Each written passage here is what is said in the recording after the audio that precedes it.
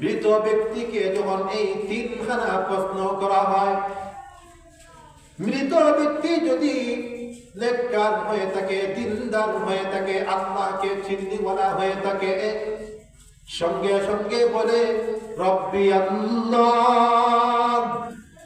প্রথম প্রশ্নের উত্তরে সঙ্গে সঙ্গে বলে রব্বি আল্লাহ।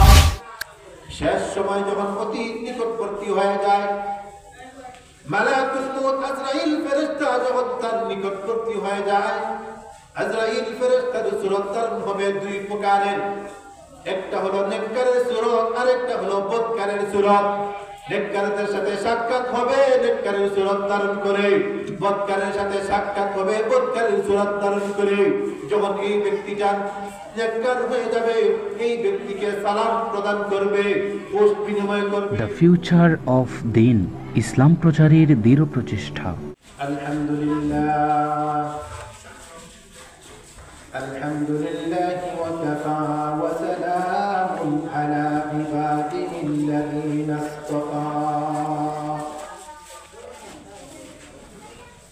আম্মা বা'দু ফাআউযু বিল্লাহি মিনাশ শাইতানির রাজীম। বিসমিল্লাহির রাহমানির রাহিম।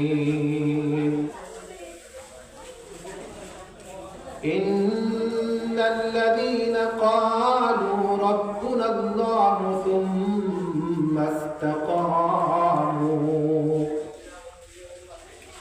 থুম্মা ইসতাকামু তাতানাজ্জালু আলাইহিমুল মালাঈকাতু আল্লা তাখাফু ওয়া লা তাহজানু ওয়া আবশিরু বিল জান্নাতি আল্লাতী কুনতুম তুআদুন। بارك الله لنا ولكم في القرآن العظيم ونفعنا وإياكم بالآيات والذكر الحكيم. وقال رسول الله صلى الله عليه وسلم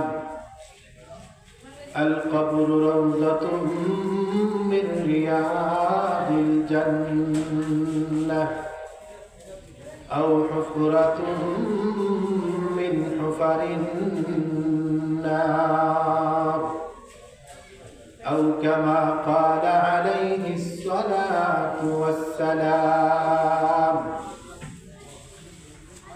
اللهم صل على محمد وعلى آل محمد كلما ذكره الذاكرون وكلما غفل عن ذكره الغافلون. اللهم صل على روح محمد في الأرواح وعلى جسد محمد في الأجساد وعلى قبر محمد في القبور. সম্মানিত উপস্থিতি, মুআজ্জাজ মুকররম সর্বস্তরের ইমানদার মুসলমান ভাইরা, আমি আপনাদের সামনে পবিত্র কালামে পাক থেকে সূরা হামিম আস-সাজদা 30 নম্বর আয়াতখানা তিলাওয়াত করেছি। আমার তিলাওয়াতকৃত আয়াতের মূল বিষয়বস্তু হলো মানব জাতি যখন ইহকাল ত্যাগ করবে তাদের সর্বস্ব গাঠি কোথায়। শুরুতে আমরা তিনটা জিনিস মনে রাখবো। একটা হলো আলমে দুনিয়া, আরেকটা হলো আলমে বরজখ এবং শেষটা হলো আলমে আখিরাত। আমরা এখন যেখানের মধ্যে বসবাস করতেছি সেটা হলো আলমে দুনিয়া, দুনিয়ার জগৎ। এই জগৎ যখন পাড়ি দেব, পাড়ি দিয়ে যেই জগতে যাব সেই জগতের নাম হলো আলমে বরজখ, অর্থাৎ কবর জগৎ। বরজখ শাব্দিক অর্থ হলো সীমান্ত জগৎ, অর্থাৎ দুনিয়ার শেষ সীমান্ত, আখিরাতের শুরু সীমান্ত। সেখানে গিয়েও আমরা চিরকাল থাকবো না, আবার সেখান ত্যাগ করে আমরা আলমে আখিরাতে চলে যাব। আমার মূল বিষয়, লক্ষ্য, উদ্দেশ্য হলো আলমে বরজখকে নিয়ে। আমরা যখন এই তামাম পৃথিবীর জমিন থেকে সকল মানুষ যখন চিরকালের জন্য বিদায় নিয়ে যাবেন, তখন সেই জগতের নাম হলো আলমে বরজখ। সাধারণ যখন মানুষগুলা মারা যায়, তাদেরকে যখন কবর জগতে রেখে আসেন, মৃত্যু ব্যক্তি কবরে রাখার সাথে সাথে যখন পাড়াবাসী আত্মীয়স্বজনরা কবর থেকে ফিরে আসে, ফিরে আসার সঙ্গে সঙ্গে মৃত ব্যক্তি প্রতিটি মানুষের পায়ের আওয়াজ পর্যন্ত কবরে থেকে শুনে। আল্লাহ রাব্বুল আলামিন তখনকার সময়ে আসমান থেকে দুইজন ফেরেশতা প্রেরণ করেন। এই দুইজনের মধ্যে একজনের নাম হলো মুনকার, আরেকজনের নাম হলো নাকির। হাদিসের ভাষায় এই দুইজন ফেরেশতা হলো নীল চক্ষুওয়ালা। এই দুইজন ফেরেশতা যখন কবরের মধ্যে আসেন, আসার সাথে সাথে যখন মৃত ব্যক্তিকে বসান, তখন সর্বপ্রথম প্রশ্ন করেন মান রব্বুকা, দ্বিতীয় নম্বর প্রশ্ন করেন ওয়ামা দীনুকা, তৃতীয় নম্বর প্রশ্ন করেন মা হাদার রাজুলু আল্লাযী বুইসা ফীকুম। আল্লাহর নবী, বিশ্ব নবী রাহমাতুল লিল আলামিন বলেন, হে আমার মায়ের উম্মত, মৃত ব্যক্তিকে যখন এই তিনখানা প্রশ্ন করা হয়, মৃত ব্যক্তি যদি নেককার হয়ে থাকে, দিনদার হয়ে থাকে, আল্লাহকে চিন্নিওয়ালা হয়ে থাকে, সঙ্গে সঙ্গে বলে রব্বি আল্লাহ। প্রথম প্রশ্নের উত্তরে সঙ্গে সঙ্গে বলে রব্বি আল্লাহ।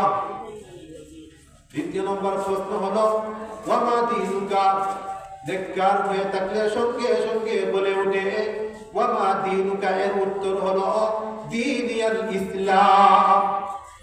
তৃতীয় প্রশ্ন যখন করা হয় মা হাদার রাজুলু আল্লাযী বুইসা ফীকুম, সঙ্গে সঙ্গে বলে ওঠে হাদার রাজুলু আল্লাযী, হাদার রাজুলু মুহাম্মাদুর রাসূলুল্লাহ। প্রিয় হাজিরিন, এই তিনটা প্রশ্ন যখন করা হয়, এই তিনটা প্রশ্ন আমরা সচরাচর সবাই জানি। দুনিয়ার জিন্দেগিতে আল্লাহ প্রশ্নের উত্তরগুলা ফাঁস করে দিয়েছেন। যে প্রশ্ন করবেন প্রশ্নের উত্তরগুলো আল্লাহ ফাঁস করে দিয়েছেন।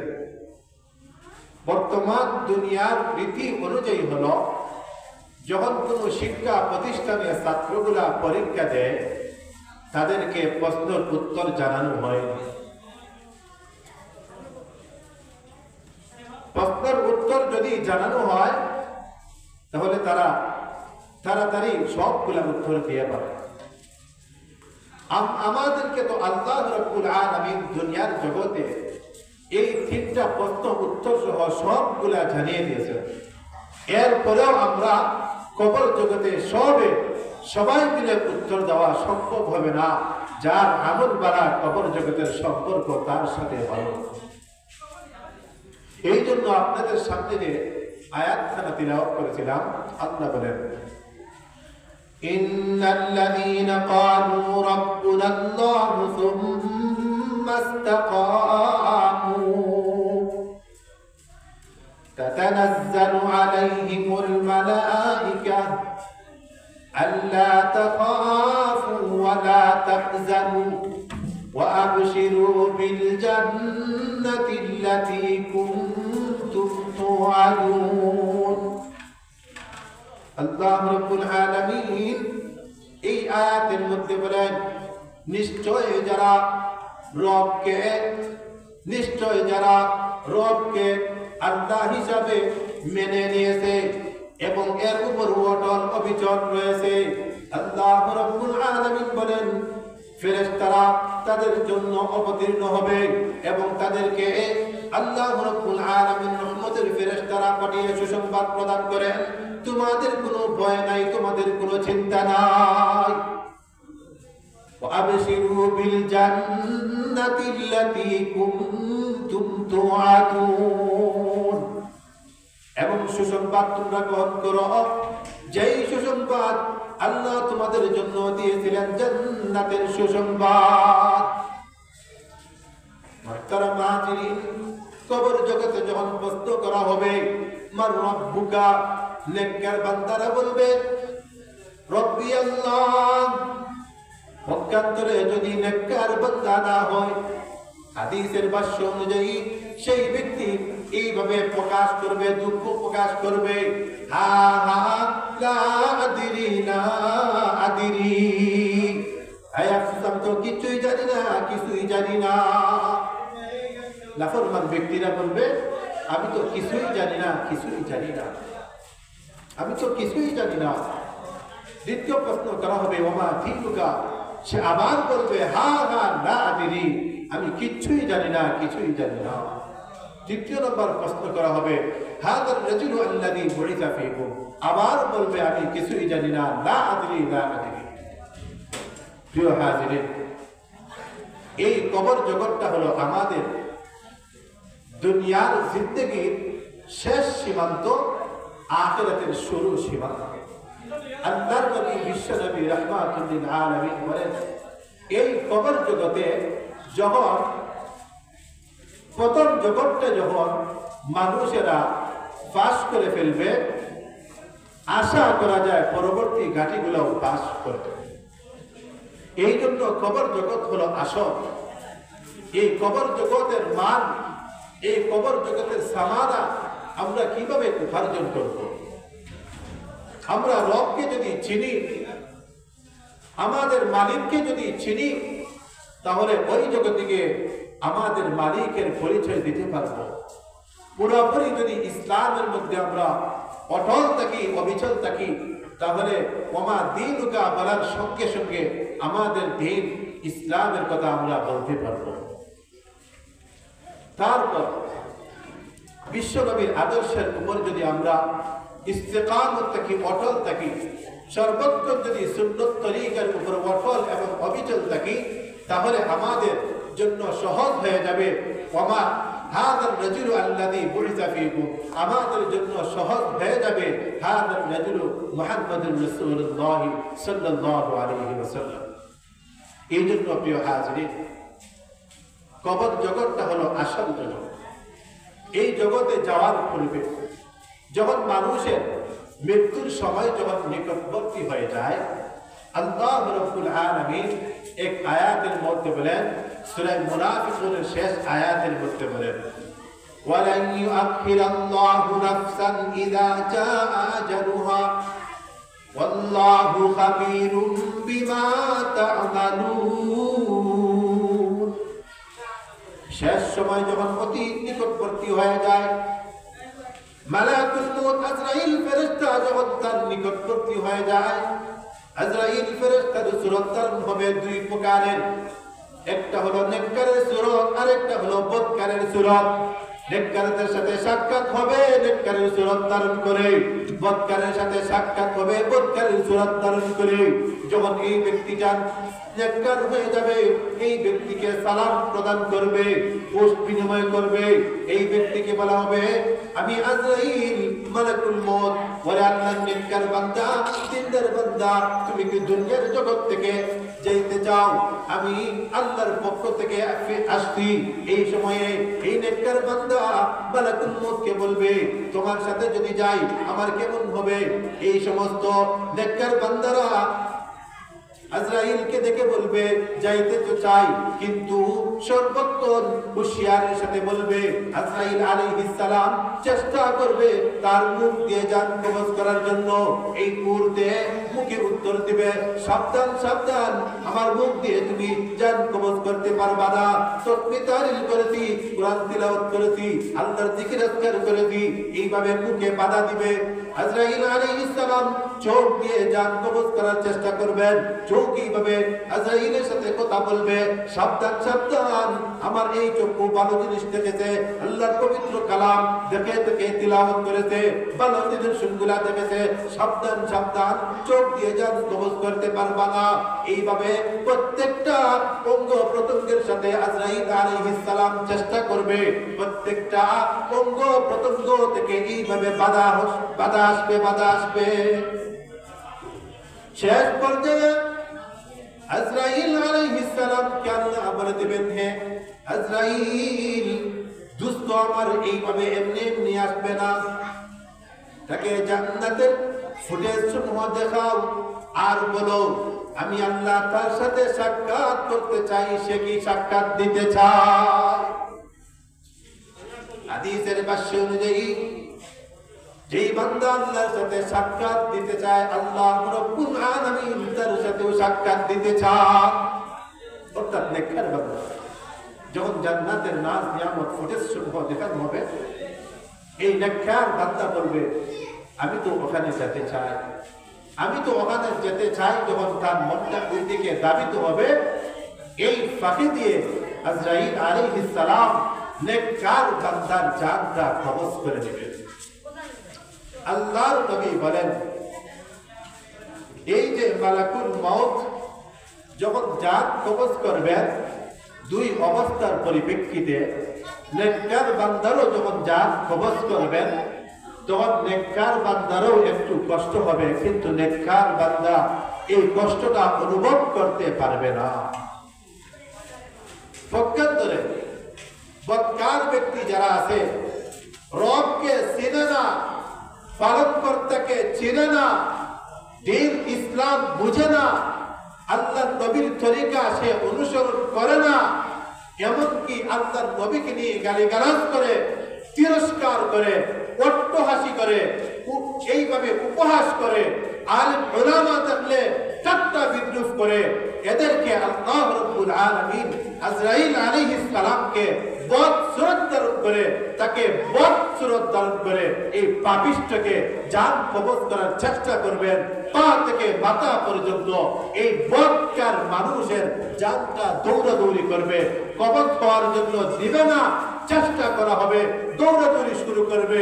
আজরাইল আলাইহিস সালাম বদকারের সুরত ধারণ করে, বিশ্রী সুরত ধারণ করে, তাকে এমন ভাবে চান্না হেসরাইয়া জান কবজ করা হবে।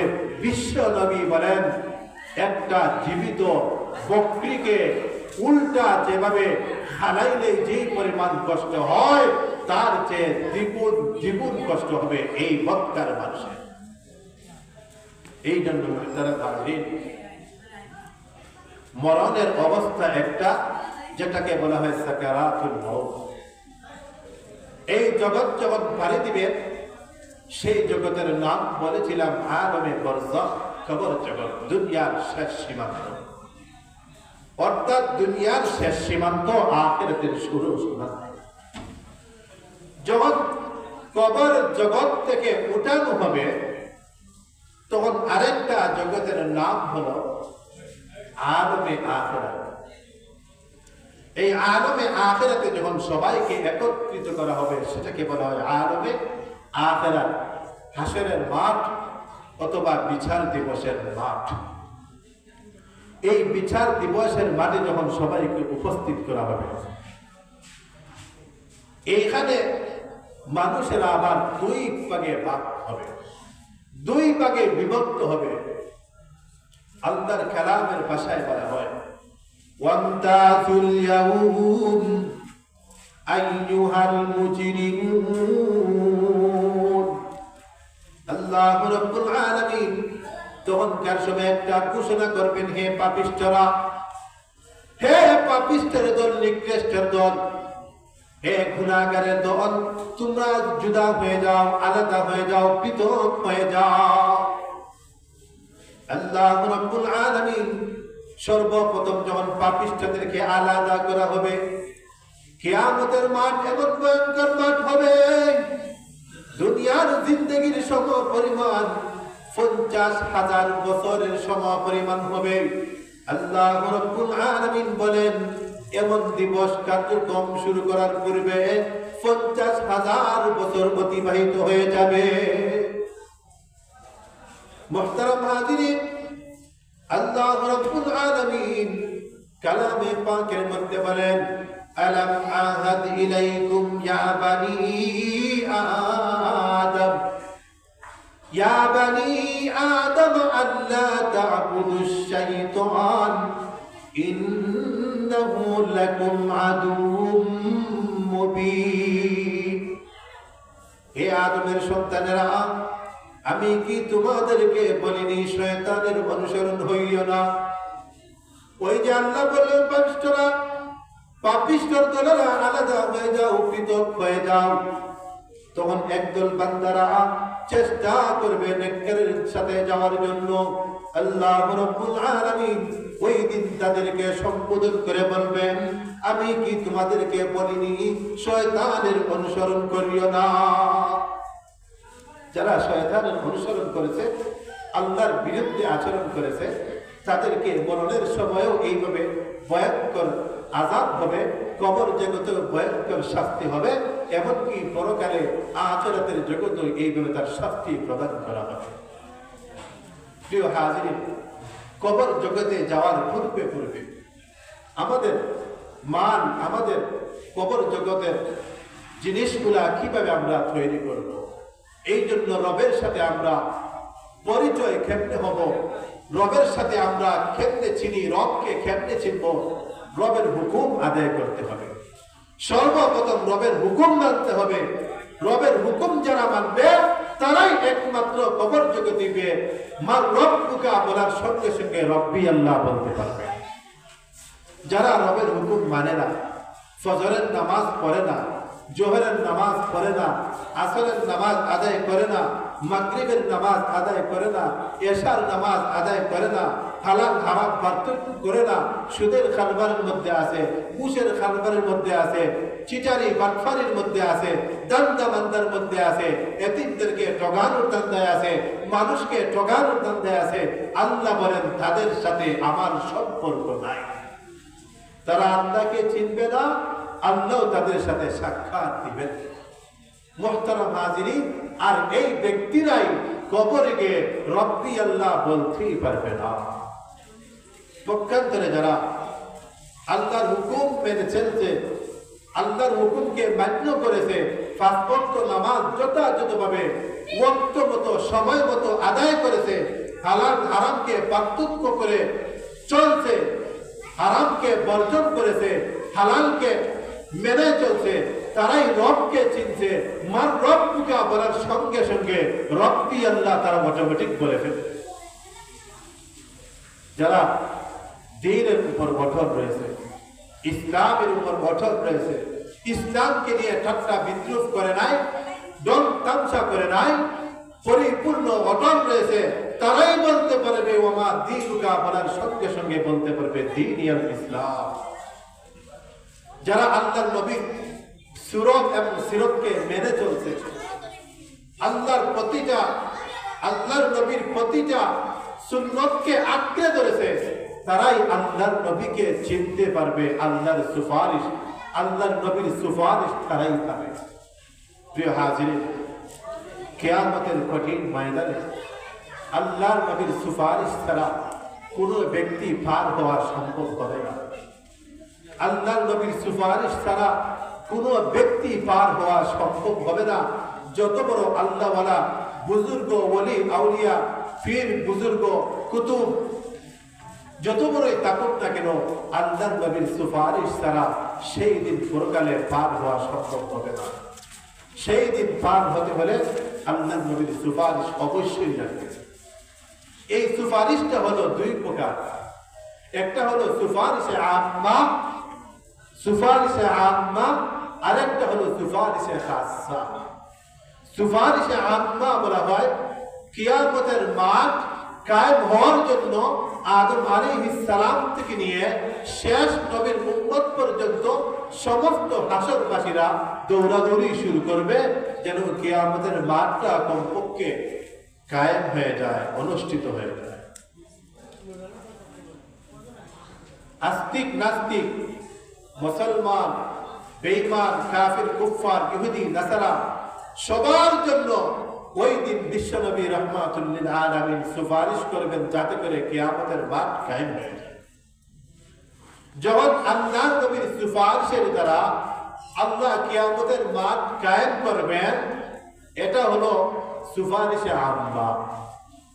এরপর বিচার হিসাব নিকাশ যখন সমাপ্ত হয়ে যাবে, আল্লাহর নবী আরেকটা সুপারিশ করবেন উম্মতের জন্য, সেটাকে বলা হয় সুপারিশে খাসা।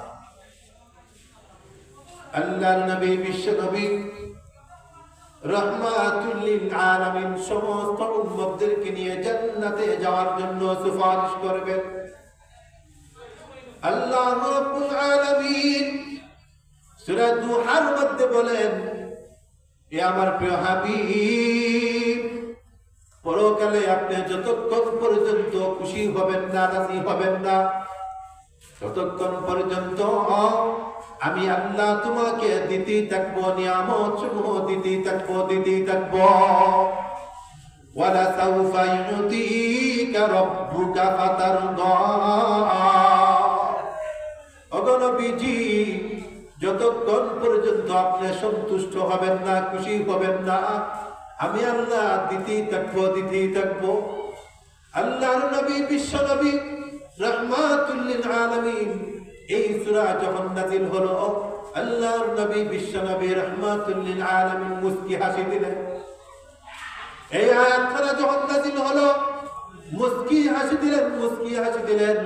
সাহাবায়ে কেরামগণ প্রশ্ন করলেন, ইয়া রাসূলুল্লাহ, ইয়া হাবিবাল্লাহ, একটু আগে আপনার চেহারা মুবারক মলিন ছিল, এখন আপনি মুস্কি হাসেন কেন? বিশ্ব নবী রাহমাতুল লিল আলামিন বলেছিলেন, হে আমার সাহাবায়ে কেরাম, একটু আগে আমি আমার মুখ মলিন ছিল, তার কারণও ছিল এবং যে আল্লাহ বলেছেন ওয়ালা সাউফা ইউতিকা রাব্বুকা ফাতারদা, আমি বিশ্ব নবীকে বলেছেন, হে আমার হাবিব, দোস্ত আমার, যতক্ষণ পর্যন্ত কিয়ামতের মাঠে পরকালে আপনি যতক্ষণ পর্যন্ত খুশি হবেন না, ততক্ষণ পর্যন্ত আমি আল্লাহ তোমাকে নিয়ামত সমূহ দিতেই থাকবো।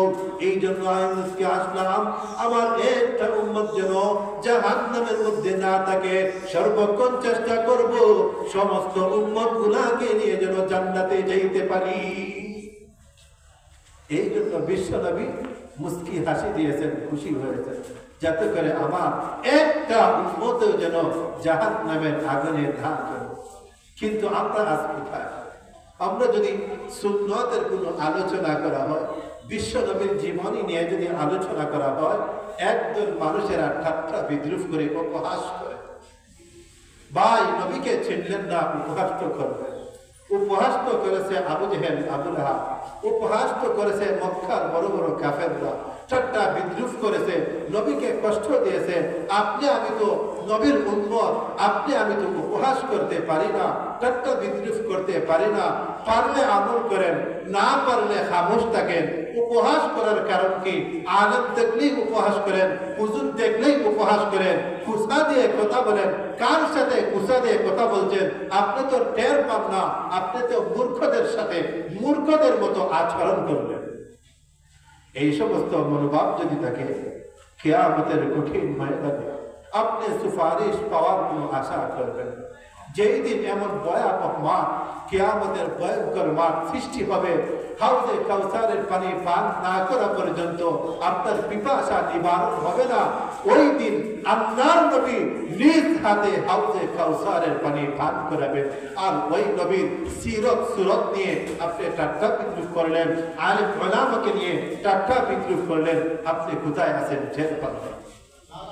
এই জন্য মুহতারাম হাজিরিন, যে যত বেশি আল্লাহর নবীর তরিকার উপর অটল থাকবে, অবিচল থাকবে, 3 নম্বর প্রশ্নের উত্তর দিতে পারবে। 3 নম্বর প্রশ্ন মনে আছে? কবর জগতে 3 নম্বর প্রশ্ন কি করা হবে? কি 3 নম্বর প্রশ্ন? হাযার রাজুলু আল্লাযী বুইসা ফীকুম। যদি আপনার আমার ভিতরে মাথা থেকে পা পর্যন্ত সুন্নতে ভরপুর থাকে, আমরা সঙ্গে সঙ্গে বলতে পারবো মুহাম্মাদুর রাসূলুল্লাহ, হাযার রাজুলু মুহাম্মাদুর রাসূলুল্লাহ। এই মহাপুরুষ হলো শেষ নবী, রাহমাতুল লিল আলামিন। প্রিয় হাজিরিন, আজকের সমাজ এমন ভাবে খারাপ হয়ে গেছে, ইহুদি খ্রিস্টানের কালচারে একদম পরিণত হয়ে গেছে।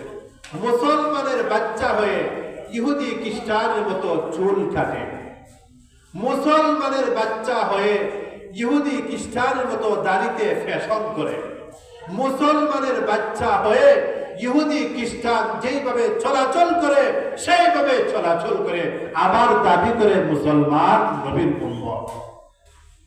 প্রিয় হাজিরিন, যতক্ষণ পর্যন্ত আপনার মাথার চুল কাটার কাটিং ফ্যাশন পরিবর্তন করবেন না, ততক্ষণ পর্যন্ত নবীর উম্মত দাবি করবেন না। যতক্ষণ পর্যন্ত আল্লাহর নবীর দাড়ির হেফাজত করবেন না, সঠিক মতো পরিপূর্ণ দাড়ির সুন্নত আদায় করবেন না, ততক্ষণ পর্যন্ত মুসলমান উম্মত দাবি করবে না। দেখেন, ওয়ালা সাউফা ইউতিকা রাব্বুকা ফাতারদা যখন বলেছিলেন, একটু আগে আল্লাহর নবীর চেহারা বলেছিল। এই আয়াত শোনার সঙ্গে সঙ্গে আল্লাহর নবী খুশি হয়ে গেলেন। আল্লাহর নবী বললেন, সাহাবারা, আমার একটা উম্মতকে জাহান্নামের মধ্যে রেখে আমি জান্নাতে যাব না, সমস্ত উম্মতকে নিয়ে যাওয়ার চেষ্টা করব। আল্লাহর নবী তখনকার সময়ে বলেছিলেন, উম্মত সবাইকে নেবেন, আমি বললাম আপনাদেরকে উম্মত হতে হবে, উম্মত হতে হবে। উম্মত হইতে হলে দাড়ির হেফাজত করতে হবে, উম্মত হতে হলে চুল কিভাবে নবীজি কাটছেন সেই হুকুম মান্য করতে হবে, উম্মত হইতে হলে সারাটা বডির হেফাজত করতে হবে। ইহুদি খ্রিস্টানের কালচার, ইহুদি খ্রিস্টানের সুরত ধারণ করা যাবে না। যদি সুরত ধারণ করেন, আল্লাহর নবীর উম্মত হইতে পারবেন না। প্রিয় হাজিরিন, আল্লাহর নবী বলেছেন উম্মত। শব্দটা কি বলছেন? উম্মত। একটা উম্মতকেও রেখে জান্নাতে যাবেন না।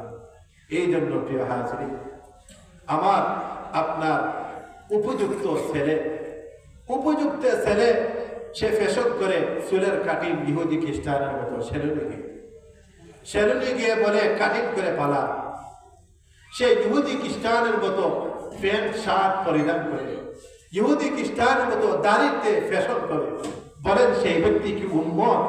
উম্মত হইতে পারবে না। হযরত আশরাফ আলী থানভী রাহমাতুল্লাহি আলাইহি উনার কিতাবের মধ্যে চমৎকার একটা কথা বলেছেন দাঁড়িয়ে রাখার বিষয়, সুন্নতের উপর অবিচল থাকার বিষয়। আশরাফ আলী থানভী রাহমাতুল্লাহি আলাইহি উল্লেখ করেন, একজন সাদা দাড়িওয়ালা লোক যখন মৃত্যুবরণ করেছে, তাকে যখন কবরের মধ্যে রাখা হয়েছে, মুনকার নাকির ফেরেশতারা এসে বলল, হে মুরব্বী সাদা দাড়িওয়ালা লোক, বলো তোমার রবকে, তোমার রব্বুকা ওয়া মা দীনুকা হাযার রাজুলু আল্লাযী বুইসা ফীকুম। এই সাদা দাড়িওয়ালা লোক, বৃদ্ধ লোক, মুরব্বী লোক সঙ্গে সঙ্গে বলে উঠল, তোমরা কারা? মুনকার নাকির ফেরেশতারা বলল, আমরা মুনকার নাকির দুইজন ফেরেশতারা আল্লাহ প্রেরণ করেছেন তোমাকে প্রশ্ন উত্তর করার জন্য। বলো বলো তোমার রবকে, তোমার ধর্ম কি, তোমার নবীকে? সাদা দাড়িওয়ালা লোক বলে উঠল, এ মুনকার নাকির ফেরেশতারা, তোমরা কি দেখো না আমার মুখের মধ্যে সাদা দাড়ি? তোমরা কি দেখো না আমার থুতার মধ্যে সাদা দাড়ি? ফেরেশতারা, দুইজন ফেরেশতারা বলল, সাদা দাড়ি হয়েছে কি হয়েছে? বলো তোমার রব কি? বৃদ্ধ লোক বলল, যাও যাও তোমরা যাও, আল্লাহর কাছে গিয়ে বলো আল্লাহ কি সাদা দাড়িওয়ালা লোককে পছন্দ করেন না, ভালোবাসেন না? আল্লাহর কাছে গিয়ে বলো, বলো আল্লাহ যদি বলেন পছন্দ করেন না, তারপর উত্তর দিব। ধমক দিয়েছে। মুনকার নাকির ফেরেশতারা চলে গেছে কবর থেকে। আল্লাহর কাছে গিয়ে বলল, আল্লাহ এমন লোক কোনদিন দেখি নাই, সাদা দাড়িওয়ালা একজন বৃদ্ধ লোক আমাদেরকে ধমক দিয়ে বলেছেন আপনি কি সাদা দাড়িওয়ালা লোককে ভালোবাসেন না? আল্লাহ বললেন, ভালোবাসি। তোমরা কার কাছে গিয়েছো তাকে আর প্রশ্ন করতে হবে না, সে আমার প্রিয় বান্দা, আমার বন্ধু।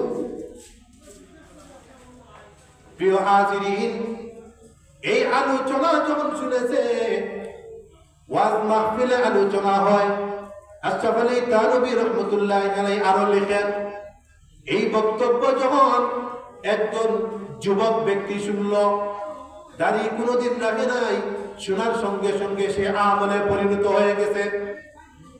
এই বক্তব্য শোনার পরে বাড়িতে গিয়ে তার বিবি বাচ্চাকে ওসিয়ত করলো, এ আমার বিবি বাচ্চারা, একটা ওসিয়ত করি, জানি না কোন দিন মালাকুল মউত উপস্থিত হয়ে যায়, মৃত্যুবরণ করে ফেলি। তোমরা আমার একটা ওসিয়ত শুনো, যদি আমার কোনোদিন মৃত্যুবরণ হয়ে যায়, আমার তো দাড়িটা পাকে নাই, সাদা হয় নাই, কালো দাড়ি রয়েছে। এই কালো দাড়ির মধ্যে আমার ওসিয়ত হলো সাদা রং দিয়ে রঙিন করে দিও। আল্লাহর কি কেরাসমা! এই কালো দাড়িওয়ালা মানুষটা মৃত্যুর নিকটবর্তী সময় হয়ে গেল, মৃত্যুবরণ করলো। তার ওসিয়ত অনুযায়ী বিবি বাচ্চারা সবাই সম্মিলিত হয়ে কাফন দাফনের ব্যবস্থা করে সাদা রং দিয়ে দাড়িটাকে রঙিন করে দিল। কবরস্থ করার পরে মুনকার নাকির ফেরেশতা যখন প্রশ্ন করলো, ওই লোকটাও বৃদ্ধ লোকের মতো ধমক দিল, তোমরা কি সাদা দাড়ি দেখো না? মুনকার নাকির ফেরেশতারা দাড়ির মধ্যে হাত দিয়ে বলল, কোথায় তোমার সাদা দাড়ি? এই তো কালো দাড়ি রং পড়ে গেল। তুমি তো বাটফারি করেছো। বলে, না না, বাটফারি করি নাই, আমি সাদা দাড়িওয়ালার বেশ ধরেছিলাম, পরিপূর্ণ আল্লাহর নবীর হুকুমের মতো বেশ ধরেছিলাম, কিন্তু আমার টাইম এই পর্যন্ত পৌঁছে নাই, সাদা দাড়ি হওয়ার পর্যন্ত দাড়িটা পেকে যাওয়ার সময় আসে নাই, এর আগে আমার মৃত্যু হয়েছে। তে কি হয়েছে? আমি কি আল্লাহর নবীর তরিকার উপর অটল ছিলাম না? যেমনে ধমক দিয়েছে, এরাও আবার ফিরত গেছে গিয়া বললে, আল্লাহ বৃদ্ধ লোকের মতো কালো দাড়িওয়ালা লোক আমাদেরকে ধমক দিয়েছে। আল্লাহ বলেন, তাকেও প্রশ্ন ছাড়া বিনা প্রশ্নে তাকে ফাঁস করাইয়া দাও, আমার বেহেশত থেকে বেহেশতি পোশাক পরিধান করিয়ে দাও, বেহেশত থেকে বেহেশতি বিছানা তার কবরের মধ্যে বিছিয়ে দাও এবং বেহেশতের সাথে সংযোগ সৃষ্টি করে দাও। শেষ কথা হলো, কবর জগতে গিয়ে আমরা সেখানে গিয়ে রেস্ট নিতে হবে। আমাদের দুনিয়ার জিন্দেগি হলো মুসাফির জিন্দেগি, চলতে চলতে আমাদের স্টেশন হলো, এই দুনিয়ার শেষ স্টেশন হলো কবর জগৎ। কবর জগতে গিয়েও আমরা চিরকাল থাকবো না। যেরকম আমরা আল্লাহর হুকুম মানতেছি, যেভাবে চলতেছি, যদি ভালো তরিকায় চলি, আল্লাহর হুকুমকে মেনে চলি, তাহলে আমরা কবর জগতের স্টেশনে গিয়ে স্পেশাল সিট পাবো, স্পেশাল জায়গা পাবো। কবর জগতে কোনো কষ্ট হবে না, আযাব হবে না, আমরা পরবর্তী ঘাটগুলা সহজে পার হয়ে যাবে। এই জন্য প্রিয় হাজিরিন, যা কিছু আলোচনা হলো, আল্লাহ রাব্বুল আলামিন আজকের এই আলোচনার উপর আমরা সবাইকে আমল করার তৌফিক দান করুন। সকলে বলুন আমিন। ওয়া মা আলাইনা ইল্লাল বালাগ।